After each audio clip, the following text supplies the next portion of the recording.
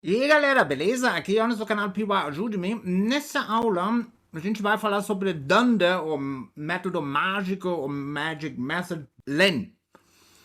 Então, vamos dar uma olhada aqui. Isso que a gente fez na aula passada. A gente tipo criou uma classe, um tradutor fake, né? Só para você entender como o bool funciona. Eu deixei código porque esse len tem muito a ver com bool. Olha aqui, vamos dar uma olhada aqui. A gente tem aqui t. E quando a gente agora faz o len, vai dar um erro, ok?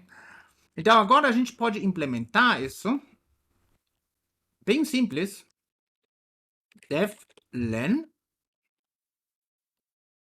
e a gente vai retornar o len dos nossos textos traduzidos, entendeu?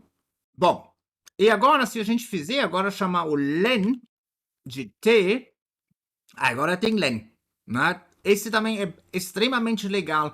E agora olha o que acontece se a gente tira bool, que a gente fez na aula passada. Você lembra? O bool verifica se o objeto é true ou false. E se a gente tira isso agora, vai ainda funcionar. Olha aqui, agora a gente não vai traduzir nada. Agora tem texto e agora não tem texto. Por quê? Porque é o seguinte, quando faz o check true ou false, a Python verifica primeiro se tem aqui uma coisa de bool.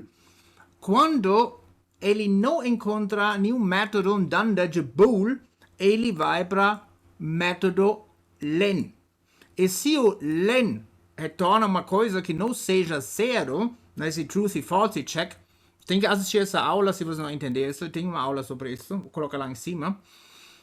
E se não tiver esse bool, ele vai para len. Quando len retorna zero, aí vai ser não tem texto. Quando não é zero, tem texto.